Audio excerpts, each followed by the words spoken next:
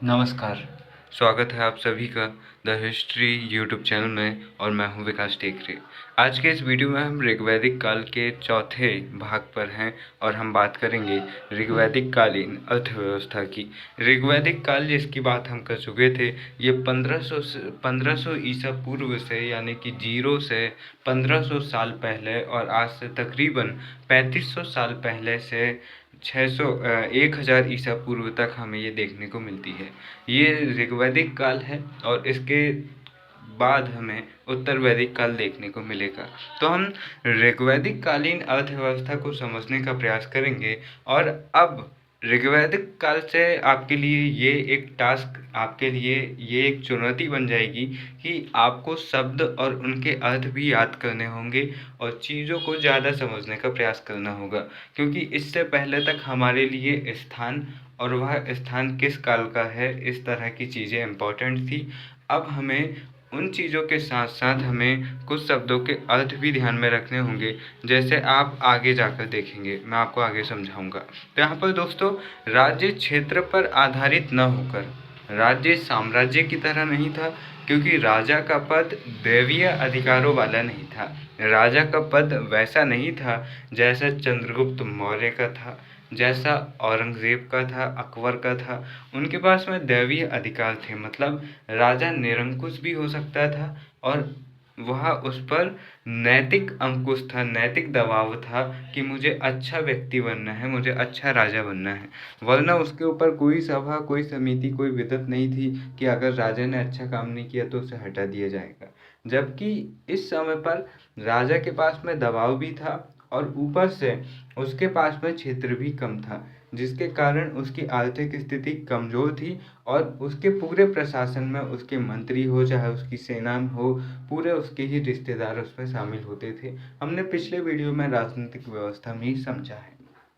तो यहाँ पर बड़े बड़े साम्राज्य नहीं थे, बहुत ही छोटे छोटे, आज के किसी जनपद की तरह, मतलब आज जो जनपद पंचायत होती है या फिर छोटे छोटे जो टाउन होते हैं, उस तरह के इस समय पर राज्य हुआ करते थे। राज्य की जो सबसे छोटी इकाई थी वह कुल थी, कुल परिवार। जैसे कि मैंने आपको बताया कि जो राजा होता था उसकी सेना में, उसके विभाग में अलग अलग अधिकारी उसके ही रिश्तेदार, उसके ही कुल परिवार के हुआ करते थे।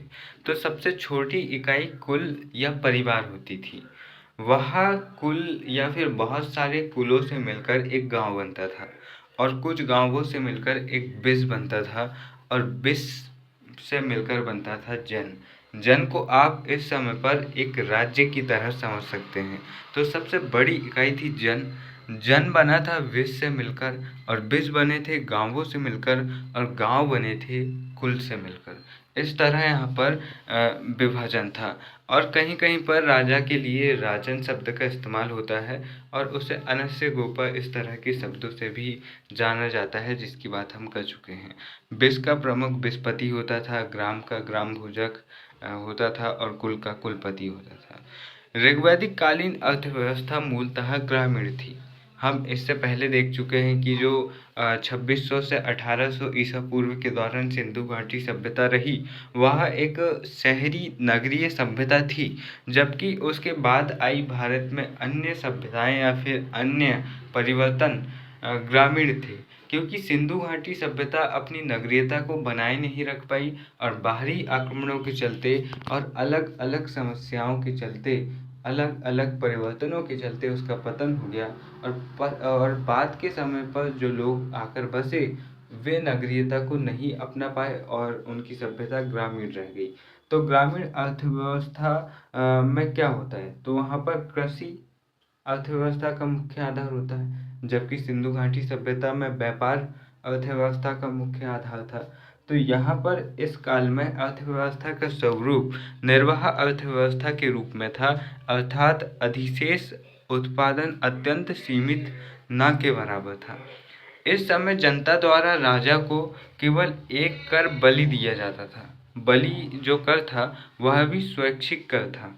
अगर जनता को देना है तो देगी और नहीं देना है तो नहीं देगी।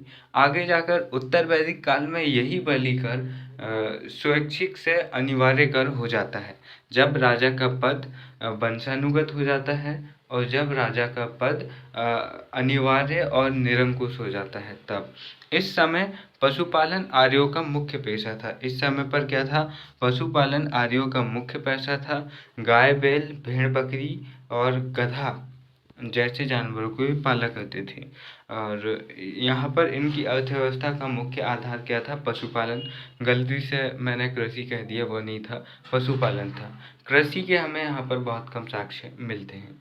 दोस्तों, घोड़ा आदि पाले जाते थे। घोड़ा आदि को वे पालते थे। बाघ या व्याघ्र, बाघ से वे परिचित थे। गाय एवं घोड़ा अधिक पवित्र माने जाते थे। अब यहाँ पर आपको चीज़ें अगर अच्छे तरीके से समझनी है तो आप जो पिछला काल है उससे आप तुलना कर सकते हैं। पिछला काल कौन सा है? सिंधु घाटी सभ्यता। तो आप वहाँ पर देखते हैं कि बाघ, जो शेर होते हैं, शेर प्रजाति के होते हैं, शेर को लॉयन कहते हैं, बाघ को टाइगर कहते हैं। तो ये जो होते हैं इनके वहाँ पर हमें चित्र तो मिलते हैं, लेकिन सिंधु भाषी इनसे परिचित नहीं थे। वे इनका उपयोग करना नहीं जानते थे। वे घोड़े का उपयोग करना भी नहीं जानते थे। उन्होंने घोड़ा देखा था। वे गाय पालते थे, लेकिन गाय से दूध निकाल कर उसका उपभोग कर सके वे ऐसा नहीं जानते थे। जबकि वैदिक काल के लोगों ने बाघ को पाला, उससे उससे वे परिचित हुए। गाय एवं घोड़े को भी उन्होंने पाला और इनका उन्होंने बखूबी इस्तेमाल किया। घोड़े का व्यापार के रूप में, गाय को दुधारू पशु के रूप में इस्तेमाल किया। गाय का महत्व इस काल में सबसे ज़्यादा बढ़ गया, जबकि सिंधु काल में सबसे ज़्यादा महत्व किसका था? बैलों का। बैलों का क्यों था? क्योंकि बैलगाड़ी के जरिए वे व्यापार करते थे। घोड़े से वे परिचित नहीं थे क्योंकि, और गाय से वे दूध निकालते नहीं थे, तो गाय गाय का उपयोग बहुत कम होता था। और चूंकि गाय बार बार प्रेग्नेंट हो जाती है तो फिर उसका इस्तेमाल वे बैलगाड़ी के तौर पर भी नहीं कर सकते थे ज़्यादा। इसलिए जिस जानवर का सबसे ज़्यादा महत्व था, उपयोग था, उसका वे इस्तेमाल करते थे और उससे ज़्यादा महत्व देते थे। एक कहावत भी है ना कि जो कर्म करता है सम्मान उसी का होता है, जो कुछ नहीं करता उसका कोई सम्मान नहीं होता। मतलब इसी तरह की एक कहावत है। तो इस तरह से सिंधु घाटी काल में बैल का उपयोग ज़्यादा था, उसका महत्व ज़्यादा था। इसलिए हम देखते हैं कि सिंधु काल में बैल का धार्मिक महत्व भी ज़्यादा देखने को मिलता है। से और बैल की जो वृषभ है उसकी एक सींग वाले वृषभ की पूजा होती थी। पूजा के प्रमाण तो नहीं मिलते, लेकिन उनकी मूर्तियाँ मिलती हैं और उनके अंकन मिलते हैं। लेकिन वैदिक काल तक आते आते घोड़े का उपयोग वे बैलों के स्थान पर करने लगे थे। बैलों का उपयोग भी था, लेकिन घोड़े बैल से ज़्यादा तेज थे और राजा अक्सर घोड़ों का उपयोग करने लगे थे। गाय दुधारू पशु थी, तो हर घर में गाय का इस्तेमाल होने लगा था। और इस काल में संपत्ति का आधार भी गाय बन चुकी थी। अगर आप कितने अमीर हैं इससे पता लगेगा कि आपके पास में कितनी गाय हैं। अगर आपने कोई गलत काम कर दिया, मान लो आपने किसी बड़े व्यक्ति को मार भी दिया, और अगर आप 100 गाय दे रहे हैं राजा को, तो आपको माफ़ कर दिया जाएगा। सतदाय उसे कहा जाता था, मतलब 100 गायों का दान करो और माफ़ी पत्र ले लो। इस तरह से यहाँ पर सिस्टम देखने को मिलता है। यहाँ पर कुछ शब्द आ रहे हैं, इन शब्दों के अर्थ भी आपको देखना है। पुत्री को दोहित्रा कहते थे। राजा को गोप्ता या गोपति कहते थे। गोप्ता या गोपति, गोपति बोले तो गायों का संरक्षक। तो इस काल में गायों का महत्व बहुत ही ज़्यादा बढ़ जाता है। क्यों बढ़ता है? इसके पीछे का तार्किक कारण मैं आपको बता चुका हूँ। धनी व्यक्ति द्रविण, रेवान या गोमत कहलाते थे। युद्ध को कहते थे गविष्टि। गविष्टि का मतलब होता है गाय के लिए किया जाने वाला युद्ध। अगर आपने, ऐसा होता था इस काल में, पशुपालन अर्थव्यवस्था का मुख्य आधार था। तो जो गडरिया होते थे वो वैसे तो गडरिया भेड़ चराने वाले भी होते हैं, लेकिन जो गाय चराने वाले होते थे वो गाय को चराने के लिए ले जाते थे, और दूसरे कबीले वाले कई बार उन गायों का अपहरण कर लेते थे। सिर्फ एक गाय नहीं चुराते थे, पूरे की पूरी गायों को चुरा लेते थे। ठीक है, तो उन गायों को वापस लाने के लिए जो युद्ध होता था उसे गविष्टि कहते हैं। गेसु, गब्बे, गम्मे, ये सभी इन नामों को आप ज़्यादातर देखेंगे तो ये गायों से जुड़े हुए नाम हैं। समय की माप जो थी वह गोधूली थी। दूरी की माप जो थी वह गमतु थी, गबुमतु थी। पशुओं की सुरक्षा के लिए देवी देवताओं से प्रार्थना भी की जाती थी और पशुओं के देवता पूषण थे। पशुओं के देवता पूषण थे और इनका वाहन क्या था? तो इनका वाहन था बकरा। बाद में हम उत्तर वैदिक काल में आगे जाके देखेंगे कि पूषण जो कि जानवरों के देवता थे, उन्हें बना दिया गया शूद्रों के देवता, क्योंकि शूद्रों की स्थिति भी जानवरों की तरह हो गई और उनका स्थान जानवरों के समान ही समझा गया। इसलिए शूद्रों के देवता पूषण को बना दिया गया। और आप इससे समझ सकते हैं कि क्या हालत रही होगी। चारागाहों की व्यवस्था के लिए इस काल में पशुओं का पालन, परिवहन, भार वहन, मांस भक्षण और दुग्ध उत्पादन ऋग्वैदिक काल में हमें देखने को मिलता है। ऋग्वैदिक काल में ही हम पहली बार दुग्ध उत्पादन का प्रमाण देखते हैं। इसीलिए गाय इस समय पर सबसे इम्पोर्टेंट थी, क्योंकि गाय के दुग्ध से ही वे उनकी अर्थव्यवस्था काफ़ी मजबूत हो चुकी थी। इसलिए गाय पालन या फिर गाय को ज़्यादा महत्व दिया गया है ऋग्वैदिक काल में, जबकि सिंधु काल में बैल को ज़्यादा महत्व दिया गया है, क्योंकि सिंधुवासी शायद दूध दोहना नहीं जानते रहे होंगे, गाय से दूध निकालना, क्योंकि हमें उस काल में गाय से दूध दोहते थे ऐसे कोई प्रमाण हमें नहीं मिलते हैं। गाय पालते थे।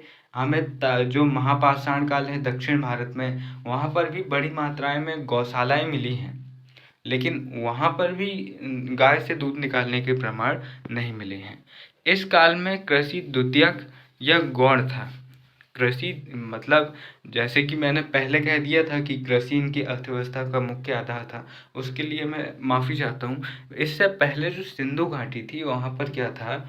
अर्थव्यवस्था का मुख्य आधार था व्यापार। इसलिए उनकी अर्थव्यवस्था जो थी वह सरप्लस इकोनॉमी थी, मतलब कि वे आयात कम करते थे और निर्यात ज़्यादा करते थे, क्योंकि ज़्यादातर प्रोडक्शन वो खुद के लिए खुद ही कर लेते थे। इसलिए उन्हें बाहर से कोई चीज़ बुलाने की ज़रूरत नहीं पड़ती थी, क्योंकि व्यापारिक अर्थव्यवस्था थी। जबकि वैदिक काल में हम देखते हैं कि एक तो वे कृषि भी बहुत कम कर रहे हैं, पशुपालन कर रहे हैं। अब पशुपालन कर रहे हैं तो चीज़ों का उत्पादन तो वो कर नहीं रहे हैं, केवल और केवल जो जानवरों से जो प्रोडक्ट बन रहे हैं वही बना रहे हैं। तो इसलिए इस काल में हम सरप्लस इकोनॉमी नहीं देखते हैं। इनकी अर्थव्यवस्था अनुकूल अर्थव्यवस्था नहीं थी, प्रतिकूल अर्थव्यवस्था थी। इसका ये मतलब होता है कि जो आयात बाहर से चीज़ें ज़्यादा बुलाते थे और अपनी चीज़ें कम बेचते थे, क्योंकि इनके पास में बेचने के लिए था ही क्या। तो यहाँ पर ये चीज़ आप समझ सकते हैं। और इस काल में कृषि भी बहुत कमज़ोर थी, कृषि ना के बराबर करते थे, क्योंकि गाय के पालन से ही ये इनकी अर्थव्यवस्था चलती थी।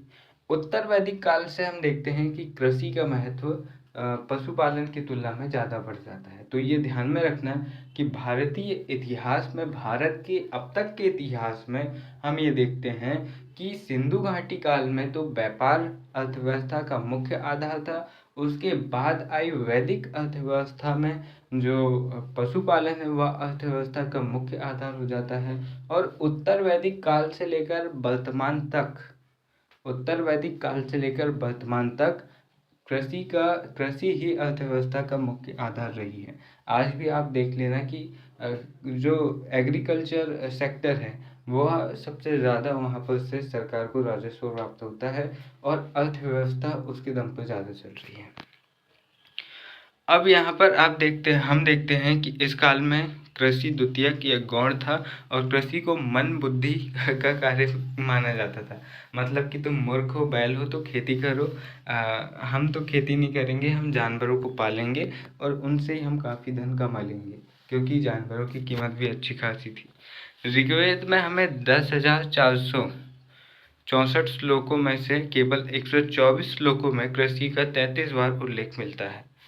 ऋग्वेद में हमें 124 बार मिल ही जाता है, लेकिन जो अथर्ववेद है, जो कि बाद का वेद है, वहाँ पर हमें सिर्फ 33 बार मिलता है, यानी कि समय के साथ साथ और कम उल्लेख मिल रहा है।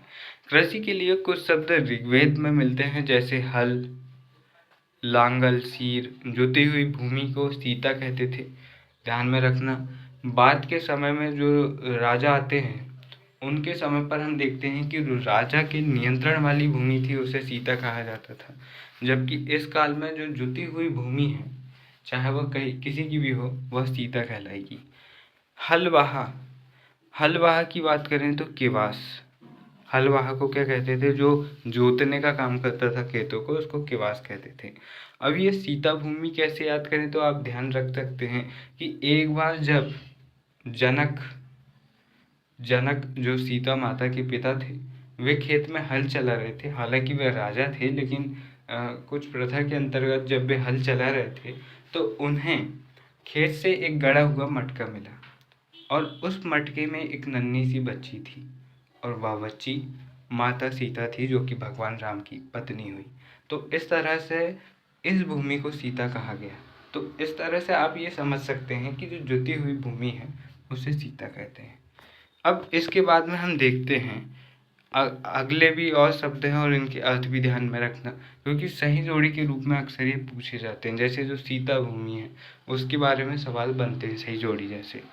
जो कुल्या है, कुल्या बोले तो नहर, कुल्या बोले तो नहर। कुल्या मतलब कि कुल्ला करना है अपने को, तो कहाँ जाके करेंगे? नहर में। कुएं में तो कर नहीं सकते क्योंकि बाल्टी है नहीं तुम्हारे पास में, तो नहर में पानी बह रहा है, हाथ डालो, कुल्ला कर लो, चल जाओ घर। अवल बोले तो कुएं। करीसू बोले तो गोबर की खाद। करीसू बोले तो गोबर की खाद, की करूसू। वो एक गाना भी है, की करूसू, पता नहीं कौन सा। इस काल में लकड़ी के बने हल और फाल होते थे। कृषि में कृत्रिम सिंचाई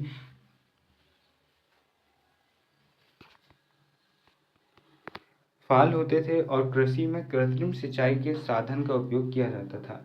ऋग्वैदिक आर्य केवल एक फसल यव जौ उपजाते थे। ऋग्वैदिक आर्यों को 5 ऋतुओं का ज्ञान था। ऋग्वैदिक आर्यों को क्या था? 5 ऋतुओं का ज्ञान था। उन्हें अंकों का भी ज्ञान था, और अष्टकर्णी सतदाएं जैसे अंक हमें देखने को मिलते हैं। दोस्तों, इस काल में वस्त्र निर्माण, लकड़ी कार्य, चमड़े का कार्य, धातुगिरी जैसे व्यवसाय भी हमें सीमित मात्रा में मिलते हैं। वस्त्र निर्माण में कताई व बुनाई से मुख्यतः महिलाएं जुड़ी थी, और ऐसी महिलाओं को सीरी कहा जाता था। तो सीरी उन महिलाओं को कहा जाता था जो कताई व बुनाई के काम से जुड़ी हुई थी। कताई बोले तो सूत काटना, उससे धागा बनाते हैं, और फिर बुनाई, उससे बुनकर कपड़े बनाना। तो दोस्तों, आप ये बात ध्यान में रखना कि हम जो पढ़ रहे हैं, हम सीधे फैक्ट पढ़ रहे हैं। मैं आपको क्या पढ़ा रहा हूँ? फैक्ट पढ़ा रहा हूँ। तो जो मैं समझा सकता हूँ वो मैं आपको समझा रहा हूँ, जो नहीं समझा सकता वो मैं आपको सीधे बोल के बता रहा हूँ, वो आपको सुनना है। बाद में आपको टेलीग्राम में नोट्स मिलेंगे, टेलीग्राम की लिंक डिस्क्रिप्शन में, आपको वहाँ से जाकर नोट्स को देखना है। लेकिन अगर इसके बाद भी आपको चीज़ें समझ में नहीं आ रही है तो आपको स्टैंडर्ड बुक्स पढ़नी पड़ेंगी जो अच्छे राइटर्स की होती हैं, या फिर मेरी एडवाइस है कि आप वो बुक्स पढ़ने से अच्छा है कि आप एनसीईआरटी पढ़ लो 6वीं से लेके 12वीं तक। वैसे भी जो क्लासेस हैं, पूरी क्लासेस देखने में आपको, अगर आप अच्छे से रोज़ 2 क्लास भी आप देखोगे तो कम से कम आपको 1.5-2 महीने लगेंगे। 1.5-2 महीने भी कम हो गए। अगर आप रोज़ 2 क्लास भी देख रहे हो तो आपको कम से कम 2 से 2.5 महीने लगेंगे। ठीक है, तो आप इस दौरान अगर आप साथ साथ एनसीईआरटी भी पढ़ लोगे तो आपको चीज़ें और अच्छे से समझ में आ जाएंगी। क्योंकि मैं यहाँ पर थ्योरी पढ़ा रहा हूँ, मतलब आपको फैक्ट पढ़ा रहा हूँ। यहाँ पर किस्से कहानी नहीं पढ़ा रहा हूँ कि एक बार उस वैदिक राजा ने उस वैदिक राजा पर युद्ध कर दिया था, फिर ऐसा हुआ वैसा हुआ। क्योंकि अगर वो भी मैं पढ़ाने लगूँगा तो फिर हमारा जो स्टैंडर्ड है, जो हमारा लेवल है, वो मेंटेन नहीं हो पाएगा। फिर बहुत ज़्यादा लंबी क्लासेस हो जाएंगी और आपका और मेरा दोनों का टाइम वेस्ट होगा।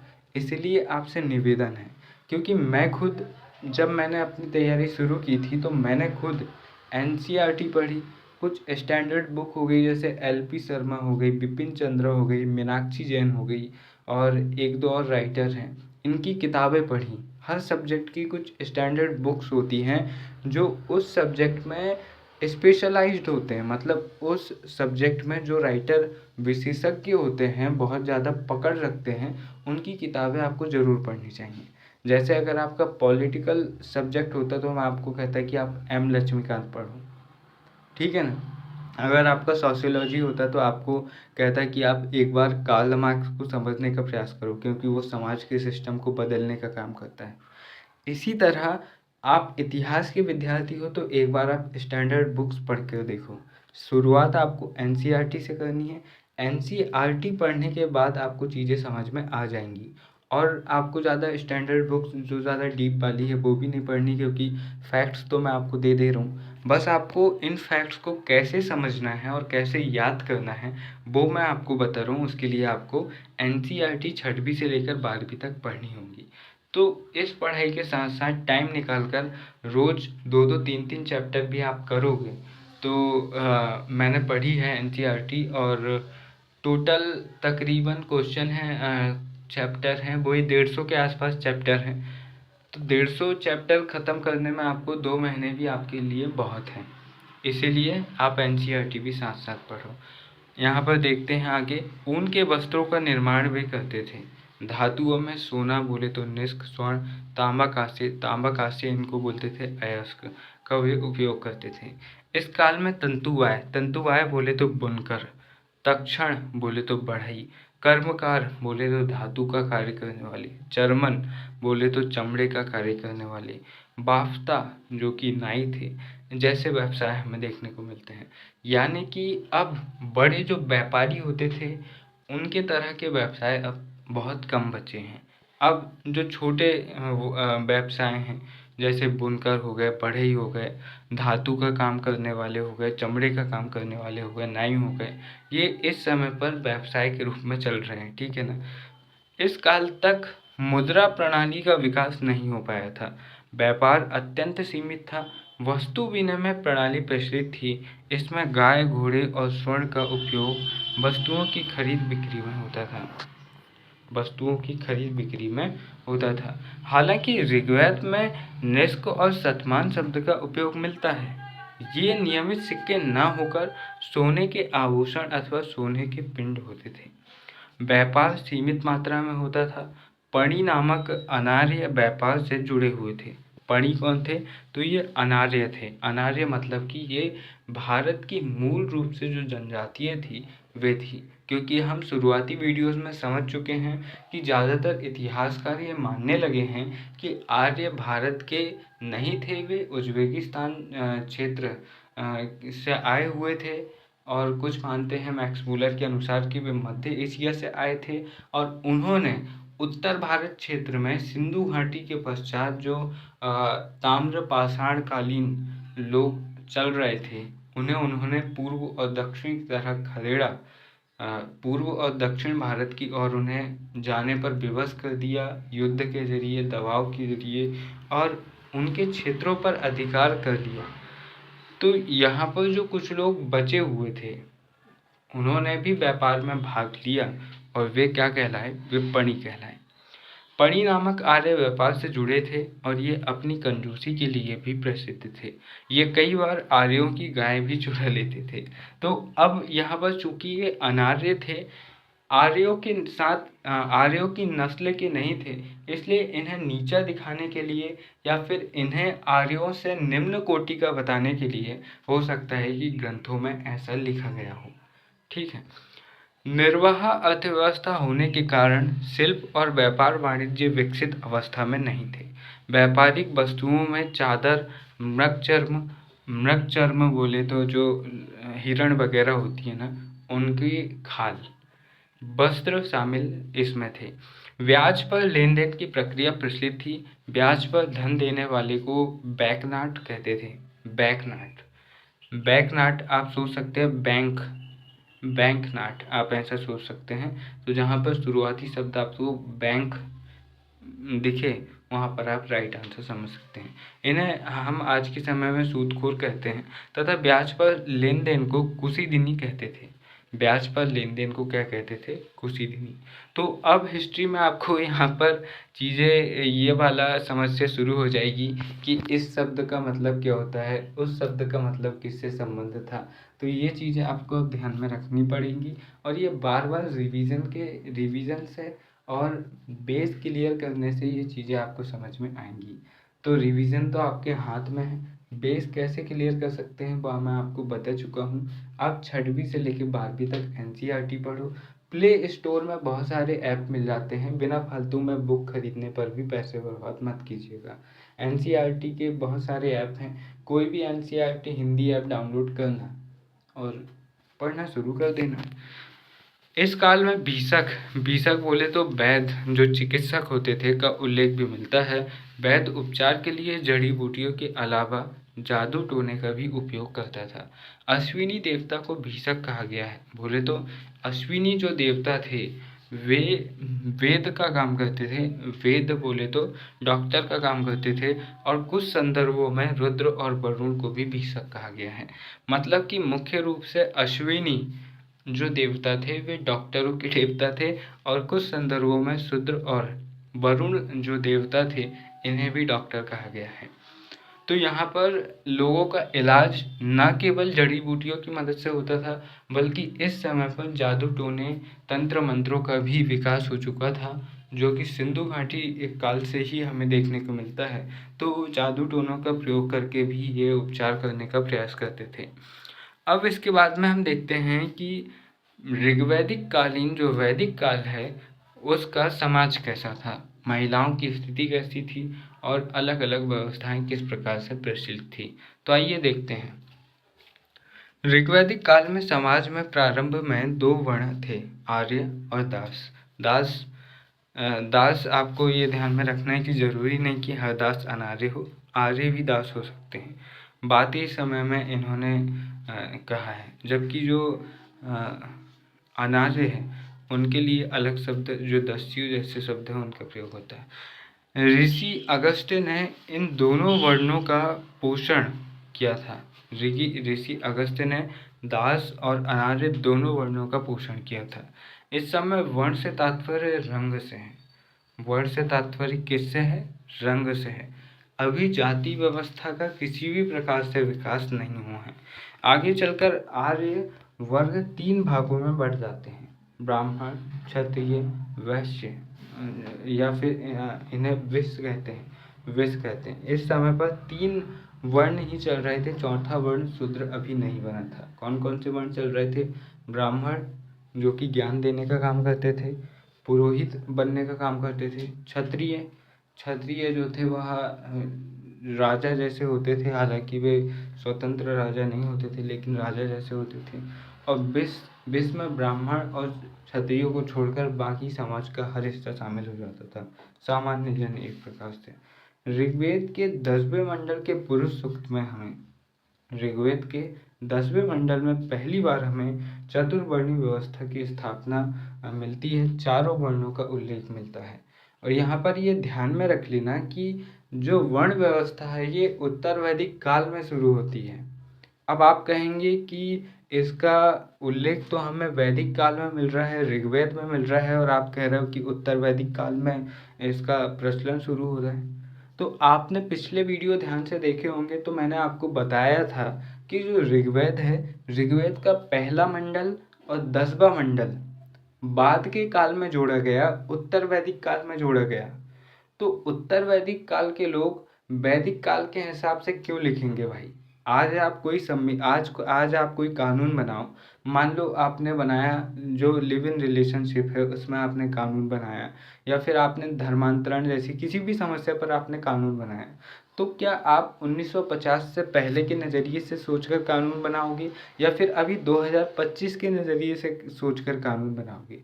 स्वाभाविक है आप आज की ज़रूरत के हिसाब से कानून बनाने का प्रयास करोगे। उसी तरह उत्तर वैदिक काल के लोगों ने पहले मंडल और 10वें मंडल को उत्तर वैदिक कालीन समाज की सोच के हिसाब से लिखा। उत्तर वैदिक काल में चारों वर्ण अस्तित्व में आ चुके थे, इसलिए हमें चारों वर्णों का उल्लेख मिलता है, जबकि वैदिक काल में हमें 3 वर्ण मिलते हैं। और बार बार कह रहा हूँ कि ये तीनों वर्ण जाति आधारित नहीं थे, जाति व्यवस्था शुरू नहीं हुई थी, ये तीनों वर्ण कर्म के आधार पर थे। ब्राह्मण जो कि शिक्षा देने का काम करता था, जो कि भिक्षा मांगने का काम करता था, राजा का पुरोहित होता था, वह ब्राह्मण था। और जो सुरक्षा का काम करता था जो लोगों की हिफाजत करता था, सेना में होता था, सैनिक बनता था, चाहे वह कोई किसी भी वर्ण से आ सकता है, कोई ब्राह्मण सैनिक बन सकता है, कोई निम्न व्यक्ति बन सकता है, कोई बुनकर, कोई नाई, कोई भी बन सकता है सैनिक, वह क्षत्रिय कहलाता था। और फिर इनके अलावा ब्राह्मण और क्षत्रियों के अलावा बचे समाज के जितने भी हिस्से हैं, चाहे वे व्यापारी हो, चाहे किसान हो, चाहे नाई, मोची, कोई भी हो, वे सभी के सभी वैश्य वर्ग में, जो विश्व वर्ग है, उसमें आते थे। तो यहाँ पर मुझे उम्मीद है आपको चीज़ें क्लियर हुई होंगी। इस समय वर्ण व्यवस्था कर्म पर आधारित थी, ठीक है। इस समय पर जन्मजात व्यवस्था उत्पन्न नहीं हुई थी, यानी कि मेरे पिता अगर मोची है तो वे मोची कुल के हो गए, और अगर मुझे लगा कि मैं डॉक्टर बन सकता हूँ, मैं वैद्य बन सकता हूँ, तो मुझे आज़ादी होगी कि मैं वैद्य बन जाऊँ। अगर मेरे बेटे को पढ़ने का शौक़ है और वो ब्राह्मणों की तरह पुरोहित बनना चाहता है तो वो बन जाएगा, उसके पास स्वतंत्रता है। जबकि उत्तर वैदिक काल में यह सिस्टम जन्मजात हो जाता है। मेरे पिता मोची है तो मुझे भी मोची बनना पड़ेगा और मेरे बेटे को भी मोची बनना पड़ेगा। उसके बाद के काल में तो हम ये तक देखेंगे कि जो शूद्र वर्ण हैं, जो निम्न वर्ण हैं, उन्हें वेद पढ़ने की अनुमति नहीं होती। महिलाओं को भी, चाहे वह ब्राह्मण महिला ही क्यों ना हो, उन्हें भी वेद पढ़ने की अनुमति नहीं दी जाती। और फिर समय के साथ साथ ये जो तनाव है, शूद्रों का शोषण है, ये समय के साथ साथ बढ़ते जाता है।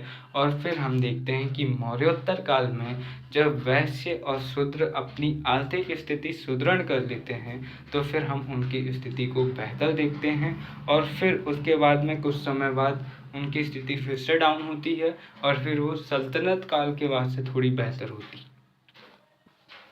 तो अब हम इसके बाद में देखते हैं, पुरुष सूक्त के अनुसार एक विराट पुरुष के मुख से ब्राह्मण, भुजाओं से क्षत्रिय और जंघाओं से वैश्य और पैरों से शूद्र की उत्पत्ति हुई है।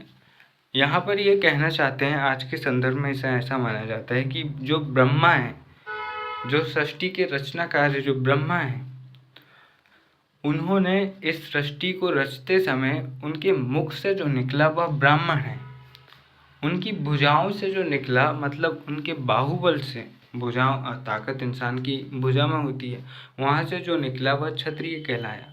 जंघाओं से जो निकला वह वैश्य कहलाया, और पैरों से जो निकला वह शूद्र कहलाया। ये पुरुष सूक्त 10वें मंडल का हिस्सा है जो कि उत्तर वैदिक काल में लिखा गया। अब यहाँ पर से इनके काम का भी संकेत मिलता है। देखो, मुख से जो निकला वह ब्राह्मण कहलाया। तो मुख से क्या करते हैं? मुख से काम करते हैं क्या? मुख से बोलते हैं, प्रवचन देते हैं, ज्ञान देते हैं। भुजाओं से क्या करते हैं? भुजाओं से हथियार पकड़ते हैं, रक्षा करते हैं, लड़ाई लड़ते हैं। और जंघाओं से आप चलते हैं, पैरों से आप चलते हैं, और आप चल चल कर व्यापार करते हैं, साहूकार की तरह एक जगह बैठे रहते हैं। और जो आपके चरण हैं, जो आपके पैर हैं, निचला हिस्सा है, वह हमेशा ही लगातार चलते रहता है। जांघ वाला तो बैठ भी जाता है, आराम की ज़िंदगी जीता है, लेकिन जो निचला वाला पैर है वो हमेशा ही चलते रहता है। उसको काम करते ही रहना है, बिना रुके, बिना थके, तो वह शूद्र हो गया। ऋग्वेद में पहली बार वैश्य और शूद्र का उल्लेख हमें 10वें मंडल में ही मिलता है, जो कि उत्तर वैदिक काल में जोड़ा गया। वर्ण व्यवस्था कर्म आधारित होने के कारण परिवर्तनशील थी, अर्थात कर्म बदलने पर वर्ण भी बदल जाता था। यानी अगर कोई मोची से विद्वान बनता है तो उसका वर्ण भी बदल जाएगा, शूद्र से ब्राह्मण हो जाएगा।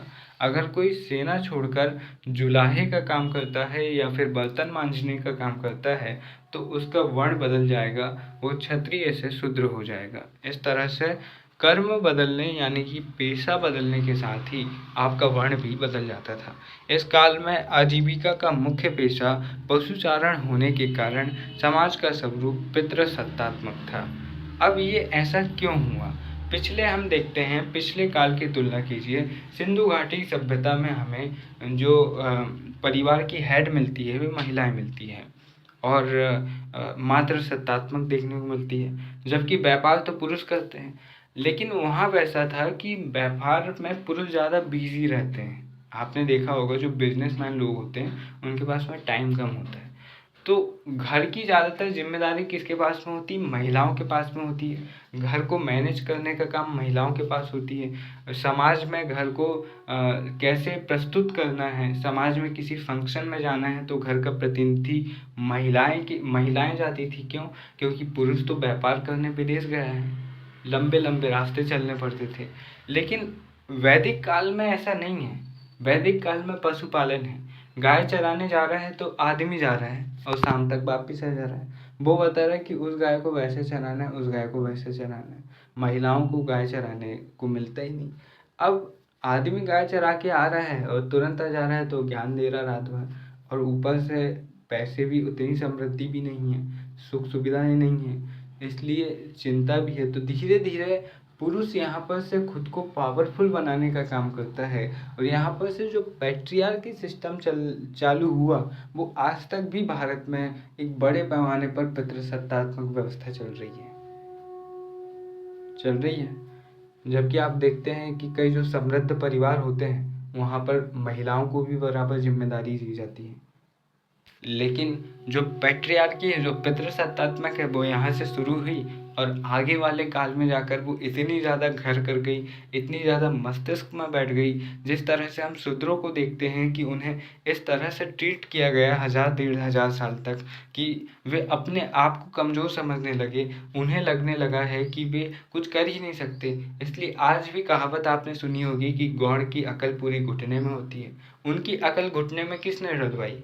सवर्ण वर्ग ने, उच्च वर्ग ने। अगर वह उनके साथ में सम्मान पूर्वक व्यवहार करता तो हो सकता है कि आज भारत की जीडीपी और बेहतर होती। क्यों? क्योंकि सभी वर्ण मिलकर काम करते। आज भी भारत के कई क्षेत्रीय हिस्सों में हम देखते हैं कि बहुत ऊंच नीच, दलित, उच्च वर्ग जैसी चीज़ें देखने को मिलती है। आप खबरों में कभी पढ़ते होंगे कि एक दलित घोड़े में बैठकर बारात के लिए गया, उसको पूरे राजपूतों ने मिलकर कूट डाले। ये सिस्टम आज भी चल रहा है। तो सोचो उस टाइम पर ये कितने बड़े लेवल पर चलता होगा। आज भी महिलाओं को कमज़ोर समझा जाता है। महिला है तो उनके पास में कोई ताकत नहीं होगी, जबकि महिलाएं कई मामलों में पुरुषों से अधिक होती है। आप आत्महत्या के केसेस देखेंगे तो पुरुषों के केसेस ज़्यादा होते हैं। क्यों? क्योंकि पुरुष महिलाओं की तुलना में कम भावनात्मक होते हैं, कम इमोशनल होते हैं और कमज़ोर होते हैं अंदरूनी तौर पर। शरीर से मजबूत होते हैं लेकिन मानसिक तौर पर महिलाओं से कमज़ोर होते हैं, इसलिए जल्दी टूट जाते हैं और छोटी छोटी बातों पर भी आत्महत्या कर लेते हैं। जबकि महिलाएं इमोशनल होती हैं, वे जल्दी रो देती हैं और अपनी चीज़ों को एक्सप्रेस कर देती हैं, बता देती हैं, जिससे वे थोड़ी मजबूत होती हैं। आज के दौर में भी महिलाओं को कमज़ोर समझा जाता है कि तुम औरत हो, तुम क्या ही कर लोगी। यही कारण है कि भारत की जीडीपी बहुत धीमी गति से बढ़ रही है। अगर हम पिछड़े वर्गों को भी उठे हुए वर्ग के बराबर सम्मान दे, इसीलिए रिजर्वेशन है। लेकिन रिजर्वेशन सिर्फ कागजों में होने से कुछ नहीं होता। आप बकायदा वैकेंसीज में रिजर्वेशन दीजिए ना, कोई बदलाव नहीं होगा। तब तक नहीं होगा जब तक आप समाज की मेंटेलिटी को बदलने के लिए काम नहीं करते। जब तक समाज की मनोदशा नहीं बदलती तब तक समाज नहीं बदलता। ये इतिहास का सिद्धांत है, ये परंपरा है। आगे देखते हैं। इस काल में आजीविका का मुख्य पेशा पशुचारण होने के कारण समाज का स्वरूप पितृसत्तात्मक था। परिवार का मुखिया पिता होता था। परिवार में पिता के बाद माता एवं उसके बाद पुत्र एवं पुत्री का स्थान था। कुछ समय बाद माता का स्थान हटके पुत्र आ जाता है। देवताओं से पुत्र जन्म की कामना की जाती थी। पुत्री के जन्म की अलग से कामना नहीं की जाती थी। हालांकि इस समय तक पुत्री के जन्म को हतोत्साहित नहीं किया जाता था। अब इस चीज़ को भी थोड़ा समझ लो। इस काल में पुत्र को महत्व क्यों दिया गया? क्यों? क्योंकि गाय चराने पुत्र ही जाएगा, इसलिए पुत्र को महत्व दिया। आगे के काल में हम देखते हैं कि दहेज प्रथा शुरू हो जाती है। बड़े पैमाने पर दहेज मांगा जाता है। आपको अगर अपनी पुत्री की शादी करनी है तो आपको इतनी गाय हमें दान देनी होगी। हम विवाह के प्रकार देखेंगे, 4 अनुकूल और 4 प्रतिकूल विवाह देखने को मिलते हैं। आज के समय में भी दहेज प्रथा बड़े पैमाने में है। दहेज ना देना पड़े इसलिए उस समय लोग ईश्वर से कामना करते थे कि भगवान हमें पुत्र ही देना, ताकि हमारे पास में दहेज आए, हमारे पास से दहेज ना जाए। बाद के समय में लोगों ने इस बात को धार्मिक चीज़ों से जोड़ दिया इनलॉजिकल कर दिया, अतार्किक कर दिया। और आज कई बेवकूफ़ मानते हैं कि वंश केवल और केवल पुत्र चला सकता है, और पुत्र नहीं हुआ अगर हमारा पुत्र नहीं हुआ तो हमें नरक जाना पड़ेगा। आगे के काल में ये क्या हो गया भाई को लिखो, आगे का काल में आप देखोगे कि पुत्र जन्म को इतना ज़्यादा प्रोत्साहित किया गया और पुत्रियों के जन्म को इतना ज़्यादा हतोत्साहित किया जाता है कि अगर किसी महिला पुत्री को ही जन्म दे रही है तो पुरुष के पास अधिकार है कि वह उसको डाइवोर्स देकर दूसरा विवाह कर सकता है। आज के समय में भी कई बेवकूफ़ ऐसा करते हैं, जबकि 9th क्लास की साइंस में ही ये पढ़ाया जाता है कि 2 क्रोमोसोम होते हैं, एक्स एक्स और वाई वाई। एक्स एक्स पुरुष के अंदर होता है, वाई वाई महिला के अंदर होता है। अगर एक्स एक्स मिल गया या एक्स वाई मिल गया तो पुरुष होगा, एक्स एक्स मिल गया मतलब कि एक क्रोमोसोम जो पुरुष का है वह मिल गया तो बेटा होगा, और अगर महिला का मिल गया तो बेटी होगी। तो यहाँ पर न सिर्फ महिला की कमी है, बल्कि अगर बेटी बार बार हो रही तो वहाँ पर पुरुष की भी कमी है। पर आज भी लोग, जैसे ही लोगों को कहा जाए कि तुम चेक करवाओ अपना तुम सही हो कि नहीं, तो लोग थप्पड़ लगा देते हैं। तो आज भी हमें बहुत ज़्यादा आगे बढ़ने की ज़रूरत है। इतिहास हम सिर्फ इसीलिए नहीं पढ़ रहे हैं कि हम पुरानी चीज़ों को पढ़कर भूल जाएं। इतिहास हम पढ़ रहे हैं इसलिए कि हम पुरानी चीज़ों से सीखें। अगर हम सीख नहीं ले रहे हैं तो हम पढ़ने के अलावा कुछ नहीं कर रहे हैं, और ऐसा रट्टू तोता बनने से अच्छा है कि हम अंग्रेज़ों के समय गुलाम ही रहते और आज भी अंग्रेज़ों का शासन रहता। पुरुष प्रधान समाज होते हुए भी महिलाओं की स्थिति इस काल में अच्छी थी, क्योंकि इस काल से महिलाओं की स्थिति गिरनी शुरू होती है। ठीक है, इस काल में बाल विवाह, सती प्रथा, पर्दा प्रथा, तलाक, विधवा व्यवस्था, देवदासी जैसी कुछ कुरीतियाँ नहीं मिलती। लड़कियों का विवाह 16-17 की आयु में होता था, यानी कि ठीक ठाक उम्र में होता था, और आगे जाकर बहुत दुर्दशा हम देखेंगे। इस काल में विधवा विवाह, नियोग प्रथा यानी कि नियोग प्रथा बोले तो डाइवोर्स, बहु विवाह, स्वयंवर प्रथा प्रचलित थी। अब बहुत सारे गधों को आपने सुनते हुए सुना होगा कि तलाक भाई उर्दू का शब्द है, हमारी संस्कृति में नहीं था। डाइवोर्स भाई अंग्रेजी का शब्द है, हमारी संस्कृति में नहीं था। उन झोट झपारों को ये समझाना पड़ेगा कि भाई देखो यहाँ नियोग प्रथा थी। नियोग प्रथा का मतलब होता है कि अलग होना। तो यहाँ पर जो नियोग प्रथा थी वह हम इस काल में देखते हैं, जो कि सनातन परंपरा का जिस चीज़ को आप हिंदू धर्म कहते हैं उस चीज़ की यहाँ पर से शुरुआत अच्छे से हो रही है। तो उस काल में भी नियोग प्रथा थी, यानी कि तलाक सिस्टम था। तो लोगों को ये वही है ना कि अगर आप व्हाट्सएप यूनिवर्सिटी से पढ़ोगे, ऐसे ही किसी के भी बहकावे में आ जाओगे तो आप जल्दी कट्टर हो जाओगे, जबकि आप प्रॉपर चीज़ें पढ़ोगे तो आपके अंदर एक समझदारी विकसित होगी। ऋग्वेद में बहुपति प्रथा तथा अपने संबंध में विवाह के कुछ प्रमाण मिलते हैं, हालांकि ये अपवाद स्वरूप और कबीलाई जीवन के अवशेष मिलते हैं। आज भी झारखंड की तरफ एक जनजाति है, सुनने में आया था, मुझे पता नहीं कौन सी जनजाति है, वहाँ पर बहुपति प्रथा चलती है। मतलब पूरे कुटुंब के लिए, मतलब अगर 4 भाई हैं तो चारों भाइयों की शादी एक महिला से होगी। इस तरह की प्रथा हमें देखने को मिलती है।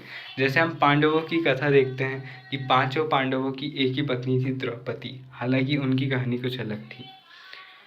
अंतरजातीय अंतरवर्ण विवाह प्रचलित थे, मतलब अंतरजातीय विवाह भी यहाँ पर प्रचलित थे। समाज से बाहर भी आप शादी कर सकते हैं।